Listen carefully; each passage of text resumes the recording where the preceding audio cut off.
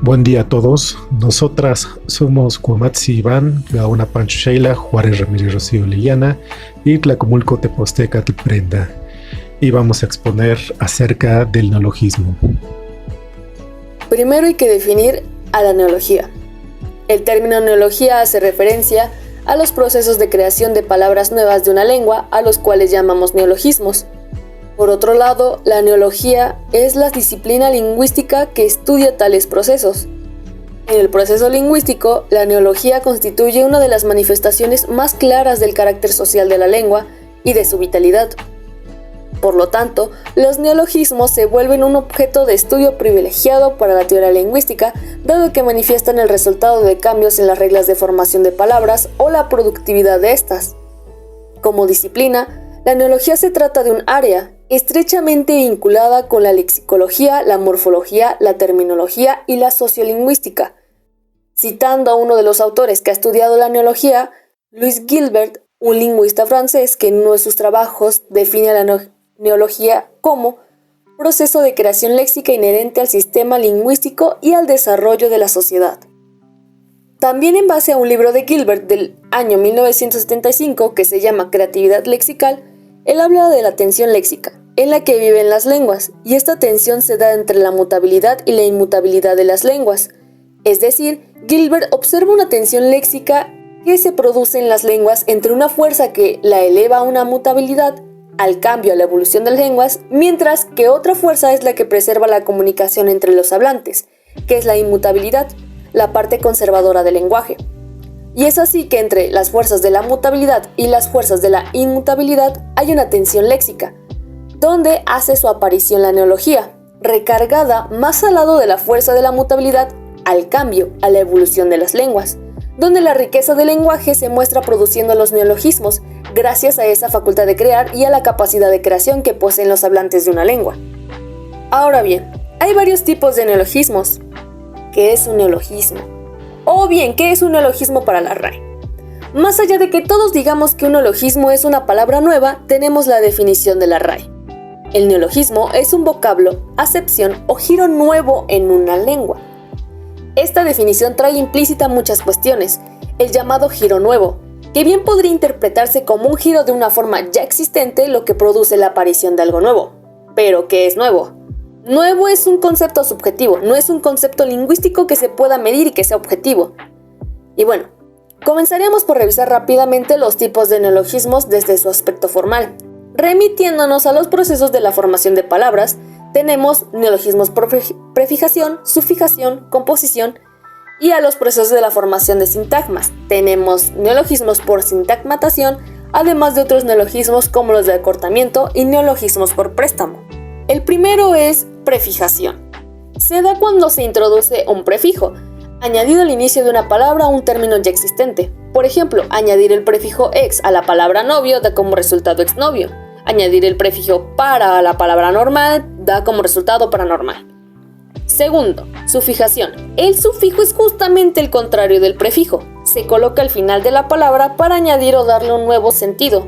Entre los más comunes encontramos añadir el sufijo ismo a palabras como obradorismo, chavismo, trumpismo, etc. Tercero, composición. Como bien indica la palabra, se crea un neologismo cuando lo componemos o formamos con dos palabras ya existentes. También se da tomando un elemento fonológico de una palabra y juntándolo con otro. Unir las palabras pinta y labios da como resultado pintalabios, y esto también puede suceder con el término pintacaras. Cuarto, sintagmación. Es cuando se construye un término con dos palabras y generan un significado que solo tiene sentido cuando ambas palabras están juntas. Si salcamos algunas de ellas, pierden su significado. Violencia doméstica. La violencia física o psicológica ejercida dentro del entorno familiar. Sujeto político, que significa aquel individuo implicado en las relaciones de poder en una sociedad. Quinto, acortamiento. Es cuando se acota o reduce una palabra y aunque se crea una palabra nueva, tiene el mismo significado de su palabra de origen. Por ejemplo, hetero, que proviene de heterosexual, narco, que proviene de narcotraficante. Y por último, neología por préstamo. Quizás hayan oído hablar de los anglicismos o extranjerismos. pues el neologismo por préstamo se da cuando se incorpora un término de una lengua extranjera en la propia. Precisamente lo vemos en la influencia del inglés con el español y los procesos de globalización en Occidente. Por ejemplo, las palabras parking, fitness, tuitear, whatsappear, facebookear son ejemplos de estos. Bueno, compañeros, a continuación hablaré sobre neología y creatividad en la morfología, y abordaré el concepto de archisílabo. Como se mencionaba al principio, la contraposición de la tendencia a la innovación y la tendencia a la conservación se manifiesta en procesos de transformación de palabras, y entre estas se encuentra el archisílabo. ¿Pero por qué es un neologismo? El archisílabo es una tendencia creativa en la formación de palabras que está relacionada con el procedimiento morfológico de derivación. Destacamos que más que una innovación radical que sustituya a las voces ya conocidas, lo novedoso es su uso postergador de una palabra respecto de otra. De esta forma, el archisílabo sustituye o alarga las palabras mediante derivaciones sucesivas, como vemos en los siguientes ejemplos, en los que tenemos una palabra del lado izquierdo y a la derecha una derivación aparentemente similar. Tenemos diferente y diferenciado, general y generalizado, argumento y argumentación, centro y centralidad, organizar y organizacional. Estos son ejemplos de un fenómeno lingüístico que resulta de inventar o escoger palabras largas que suplementen a otras más breves de igual significado, y en este sentido son palabras que compiten con otras. El interés por estas formaciones se debe principalmente a dos razones: los efectos fonológicos y morfológicos que tienen la selección de las palabras de la derecha como palabras innovadoras, y su comprensión semántica por la competencia de los hablantes, pues pueden ser percibidas de las siguientes formas: suena más importante porque tiene más letras, o suenan raras. La explicación de estos dos fenómenos corresponde a los diferentes componentes de la gramática: la fonología, la morfología y la semántica. Desde la semántica se identifica que, cuando suena más importante según la competencia de los hablantes, hay una connotación de grandilocuencia, o se identifica dentro de lo irregular porque suenan raras. Desde la fonología, cuando la competencia entiende que el archisílabo tiene más letras, se entiende que tiene más sílabas respecto de la palabra postergada. Desde la morfología, también se entiende que tiene más afijos constituyentes. Estos tres componentes se abordan desde dos fundamentos que componen a los archisílabos y que veremos a continuación. Desde la semántica se estudia la rareza de la palabra en función del factor A, es decir, esta percepción de rareza o grandilocuencia que tenemos de la palabra. Este concepto destaca que los archisílabos son neologismos que podemos situar en el cuadrante de la excepción, de lo marcado o de lo raro, porque son creaciones para conceptos aparentemente ya satisfechos en las palabras postergadas. Sin embargo, desde la semántica se cuestiona que sean de igual significado. Con ayuda de los siguientes ejemplos podemos dar cuenta de este hecho. Vemos que existe relación entre el significado de los verbos postergados, a la izquierda, y los que llamamos archisílabos, a la derecha, y aunque se admite que hay un parecido, no hay identidad de significado. Tomemos por ejemplo a la palabra visionar, que a pesar de tener supuestamente el mismo significado que ver, según el diccionario de la RAE, visionar significa ver imágenes cinematográficas o televisivas, especialmente desde un punto de vista técnico o crítico. Podemos afirmar entonces que en visionar existe relación entre el significado del verbo del que se deriva, pero no una identidad de significado. Lo mismo ocurre con ampliar y amplificar, que tienen significados muy próximos, pero el último parece poder aplicarse únicamente en el campo de los sonidos, la música, etc. Por otro lado, los factores fonológico y morfológico se estudian en función del peso léxico, que es la diferencia entre el número de afijos y número de sílabas. Por ejemplo, en los archisílabos, que tienen más letras, presentados nuevamente del lado derecho, las palabras como diferenciado, generalizado, etc. tienen más peso léxico, es decir, más afijos y más sílabas. Estos excesos silábicos y afijales que tienen las palabras archisílabas frente a las postergadas es lo que llamamos el peso léxico. Así se puede medir, en términos relativos, la rareza o marcadez léxica de una formación archisílaba cualquiera. Además, permite identificar relaciones diferentes entre las palabras archisílabas y las palabras postergadas. Hay 3 en total. En primer lugar, identificamos la relación de asociación semántica. Decimos que están en asociación semántica cuando cumplen con 3 características. 1. No tienen relación morfológica alguna entre sí. 2. Solo tienen relación de significado impregnado de grandilocuencia. y 3 cuando hace transparente el significado por derivación composicional. En los ejemplos siguientes tenemos la palabra base, la palabra postergada, el archisílabo y su significado. Podemos notar que la palabra postergada y la archisílaba no tienen relación morfológica alguna entre sí. Posición, por ejemplo, ya tiene un verbo que es situar, pero además tiene un archisílabo, posicionar. Ambas palabras comparten aparentemente el mismo significado, y sucede lo mismo con el resto de ejemplos. Estas palabras se crean por la necesidad de los hablantes, ya que las palabras archisílabas hacen más transparente el significado. Vemos que en las palabras postergadas no se menciona el núcleo o palabra base. Situar no se parece en nada a posición, pero su archisílabo hace una mención literal del núcleo significativo. En segundo lugar, identificamos una relación de asociación morfológica.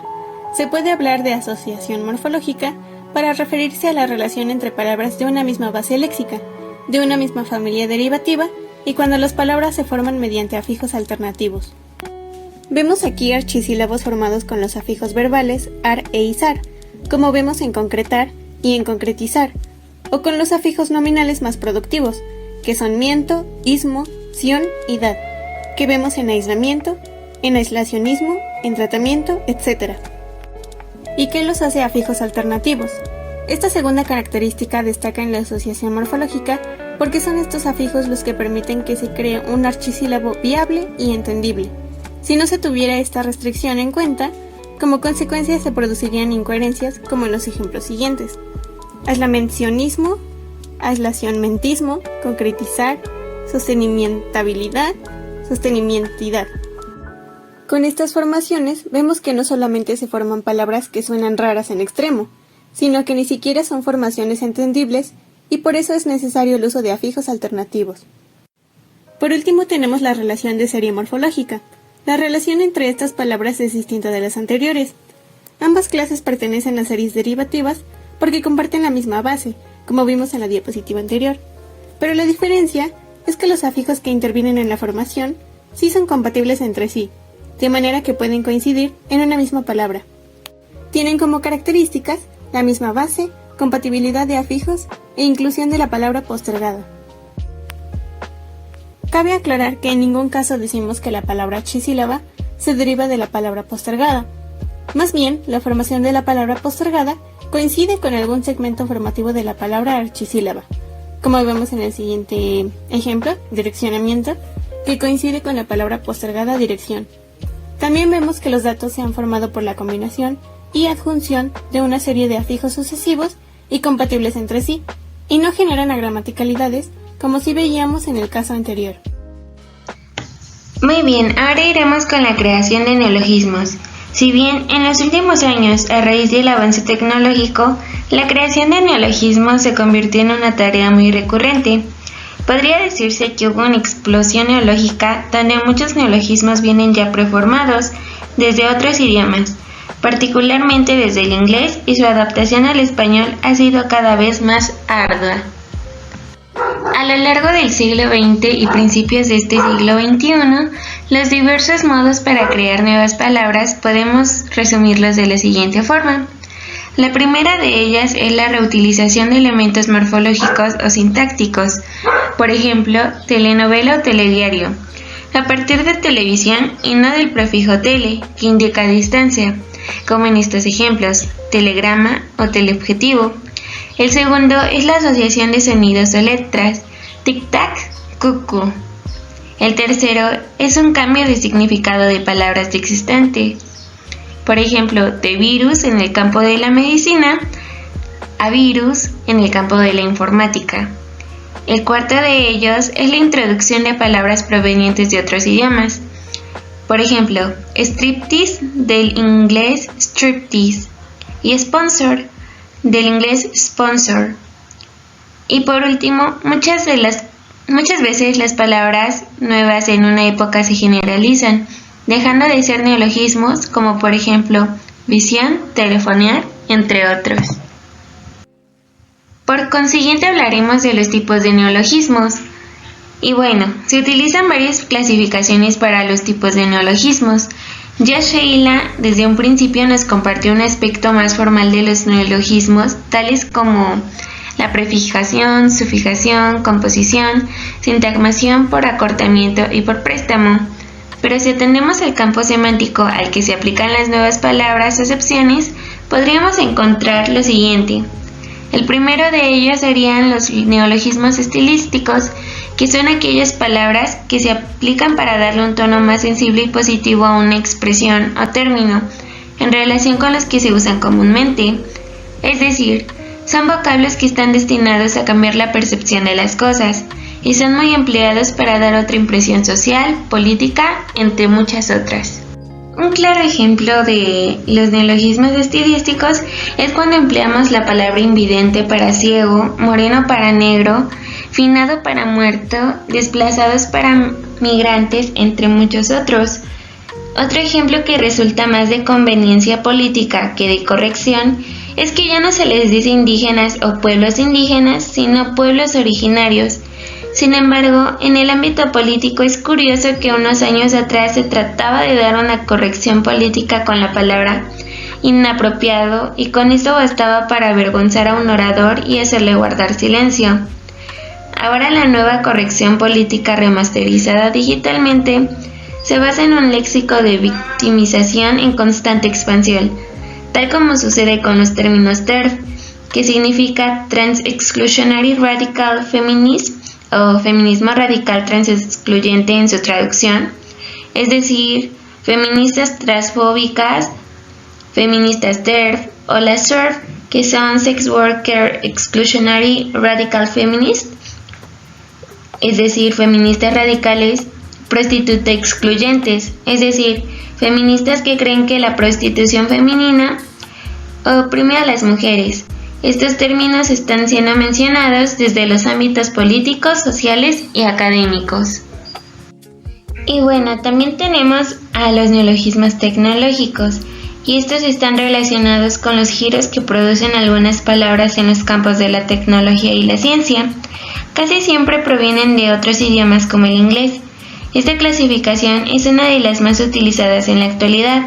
Algunos ejemplos de estos son escáner, servidor, buscador, computadora, ordenador, ergonómico, celular, entre muchos otros.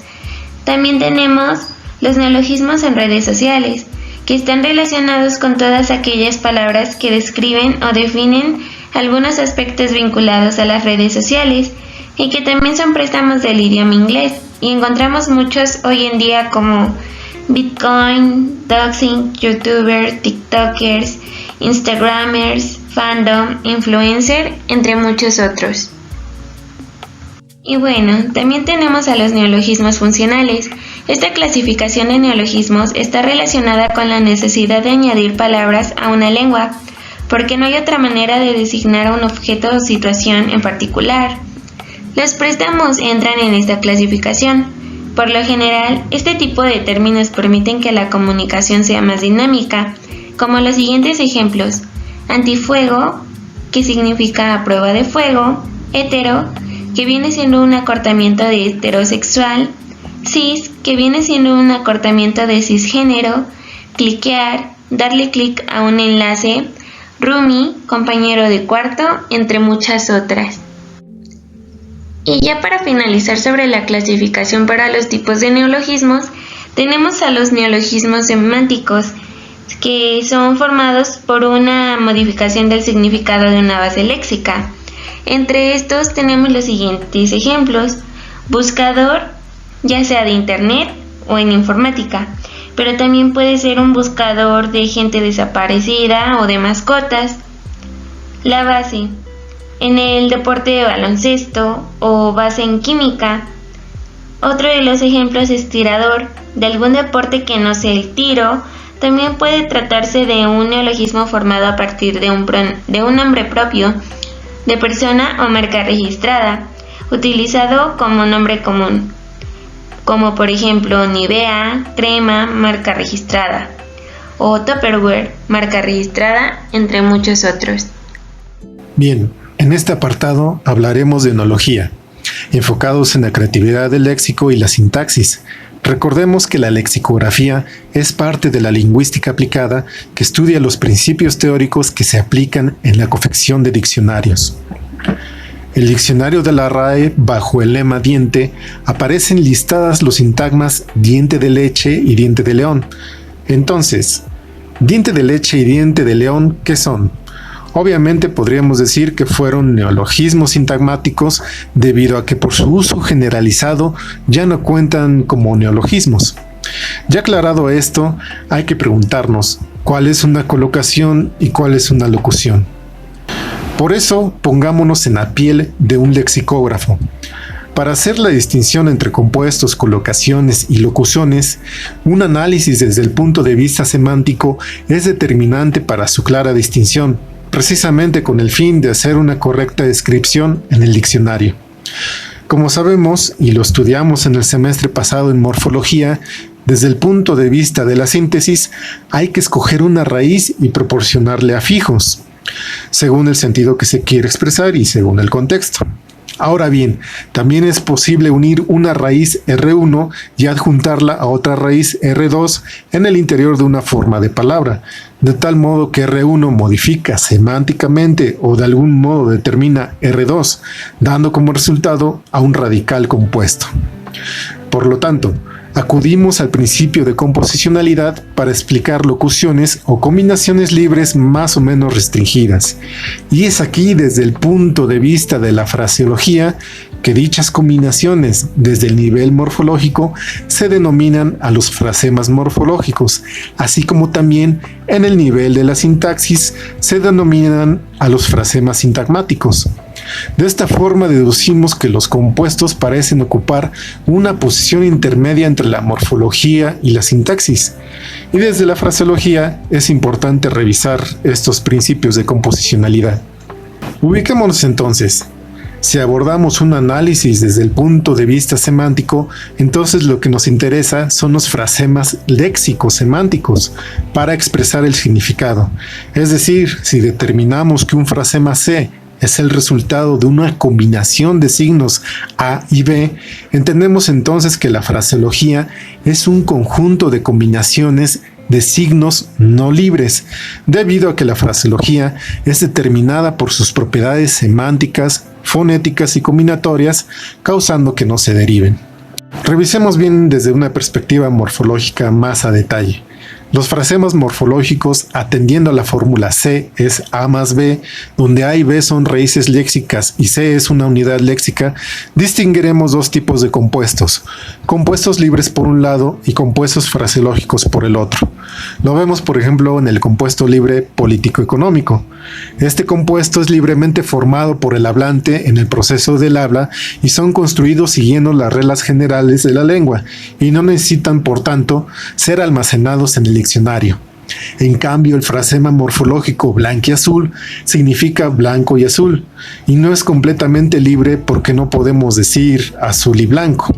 Lo mismo sucede con sordomudo, pero no mudo-sordo, cejijunto, pero no ojijunto, agridulce, pero no dulceagrio. Es aquí donde conviene subrayar y recalcar que haciendo un análisis profundo podremos determinar si son semánticamente composicionales o no, es decir, analizando su sentido podemos determinar si un frasema morfológico compuesto es composicional o no composicional. Esto también sucede de alguna manera con los frasemas sintagmáticos. Observemos a los frasemas morfológicos como compuestos no composicionales, ya que su significado no es igual a la suma del significado de sus elementos constituyentes. Tenemos el ejemplo cejijunto, que significa de cejas juntas. No hay ningún añadido semántico y es perfectamente fraseológico composicional. En cambio, los compuestos fraseológicos no composicionales como boquiabierto, que significa boca más abierta o con la boca abierta por asombro o admiración, por lo tanto vemos que ya tiene un añadido semántico, o dos, como por asombro o por admiración.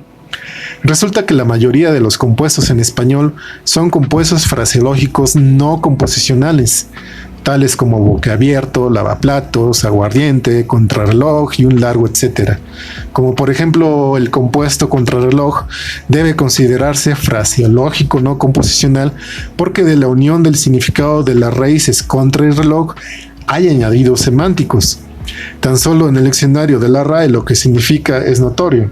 Contrarreloj significa dicho de una carrera generalmente ciclista que está organizado de manera que los participantes salen a intervalos regulares y se clasifican según el tiempo invertido por cada uno para llegar a la meta. Ahora bien, desde una perspectiva sintáctica, recordemos que los sintagmas son un conjunto de formas de palabra vinculadas por relaciones sintácticas. Al igual que hay compuestos libres y fraseológicos, se deben distinguir sintagmas libres y sintagmas fraseológicos. De esta manera tenemos sintagmas libres como por ejemplo guardia alto, guardia chaparro, guardia feo, y sintagmas no libres y fraseológicos como guardia civil o guardia nacional, también podría ser guardia de seguridad. Y bueno, para respondernos la pregunta de si dientes de leche es una colocación o una locución, comenzaremos por determinar con este ejemplo con el sintagma dientes grandes, que es un sintagma libre del español. Desde el punto de vista paradigmático, el hablante puede seleccionar otras unidades léxicas que en el contexto son suficientemente sinónimas, como por ejemplo piños enormes, incisivos sobresalientes, dentadura prominente. Y desde el punto de vista sintagmático, la unión de los significados dientes y grandes se combina según las reglas generales del español. En cambio, vamos a analizar ahora el sintagma pasta de dientes. El significado de este sintagma no es completamente composicional, puesto que incluye los significados pasta, de y diente, pero también otros componentes semánticos que no se derivan de la unión de significados de sus constituyentes. Atendiendo su definición, pasta de dientes es un preparado en forma de pasta que se utiliza para limpiar los dientes con un cepillo.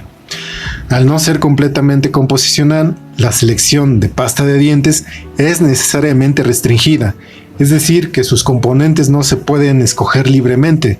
No podemos decir masa dental, sustancia de dientes, sino pasta de dientes para significar aquella pasta que echamos en un cepillo para limpiar los dientes.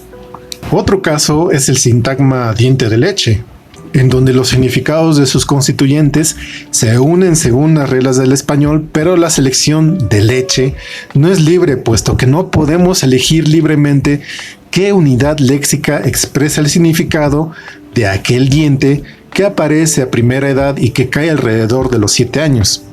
Diente de leche, por lo tanto, es una colocación y no es solo una unidad léxica, sino que está formada por dos unidades léxicas, la base y el colocativo.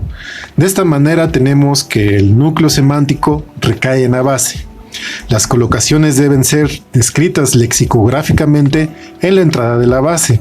Es así como la colocación diente de leche se describe bajo el lema diente en el diccionario de la RAE. Podemos observar algunos ejemplos más de colocaciones. En la tabla de la diapositiva marcamos en mayúsculas la base de la colocación. A sería la base y B el colocativo. Tenemos dinero negro, guardia nacional, guardia civil, hora pico, noticia bomba, nochebuena, año bisiesto. Ahora hablemos de cuasilocuciones. Por ejemplo, el significado de la cuasilocución punto y coma incluye el punto y la coma, pero el núcleo semántico es signo ortográfico. Es decir, el significado de una cuasilocución incluye el significado de las unidades léxicas constituyentes, pero además tiene un significado añadido y este significado es el que constituye el núcleo semántico. Tal como revisamos en pasta de dientes, que incluye el significado de sus unidades léxicas constituyentes y que tiene un significado añadido de limpieza.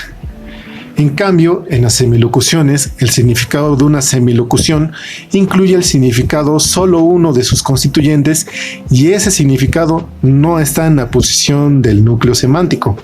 Por ejemplo, en la expresión puente aéreo, su significado es comunicación frecuente y continua que por medio de aviones se establece entre dos lugares para facilitar el desplazamiento de personas y mercancías del uno al otro. Tenemos el núcleo semántico comunicación, del que se predica que se realiza por medio de aviones, y es así como se incluye el sentido aéreo en puente aéreo. Lo mismo sucede con diente de ajo. Si analizamos lo que este significa, diente de ajo es cada una de las partes en que se divide la cabeza del ajo, separadas por su tela y cáscara particular. Ahora bien, las locuciones completas, el significado de una locución no contiene el significado de ninguno de sus constituyentes. Es decir, se pierde totalmente. Todas las locuciones completas han sido siempre consideradas unidades léxicas y reciben, por tanto, una entrada lexicográfica. Podemos notarlo en estos ejemplos de locuciones completas: ojo de buey, lengua de gato o diente de león. Si revisamos sus significados en el diccionario de la RAE, un ojo de buey no habla de que realmente sea el ojo de este animal, sino que su significado es una ventana o claraboya circular. Al igual que lengua de gato, que viene siendo una planta de origen sudamericano, específicamente de Chile, y diente de león no es precisamente un diente de este animal, sino que de acuerdo a la imagen de la diapositiva, quiero suponer que muchos de ustedes ya han visto este tipo de plantas herbáceas que no suelen crecer más allá de los 35 centímetros de alto. Eso es un diente de león, no el diente de un león literalmente hablando. Y bueno, aquí ya podemos ver esta tabla que hicimos, donde podemos ubicar bien cuáles son las colocaciones, cuáles son las cuasilocuciones, semilocuciones y la locución completa. Y pues aquí nos vamos a responder la pregunta que hicimos, ¿no? Diente de leche y diente de león, ¿qué son? Colocación o locución. Y aquí vemos cómo en este viaje de la unidad léxica diente y sus constituyentes, más los añadidos semánticos, van pasando entre colocaciones, cuasilocuciones, semilocuciones, hasta llegar de plano a la locución completa, donde el significado de una locución no contiene el significado de ninguno de sus constituyentes.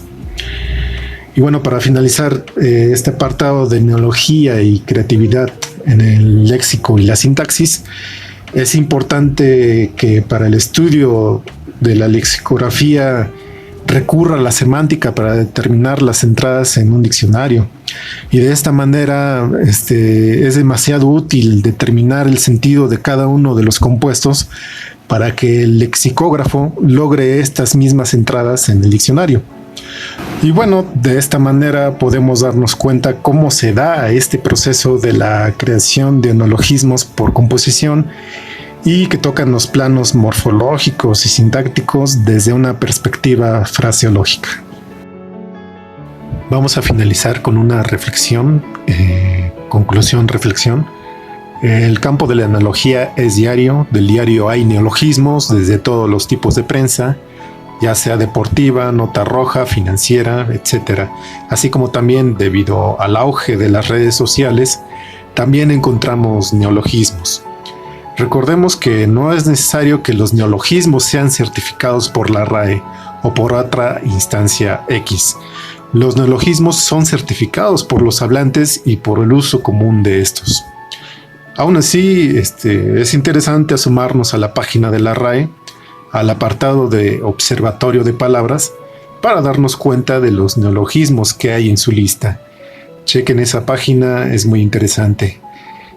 Como reflexión ante esto, ¿en qué momento, cuando vemos o escuchamos en las noticias actuales el término madres buscadoras, podríamos determinar que madres buscadoras es un neologismo sintagmático?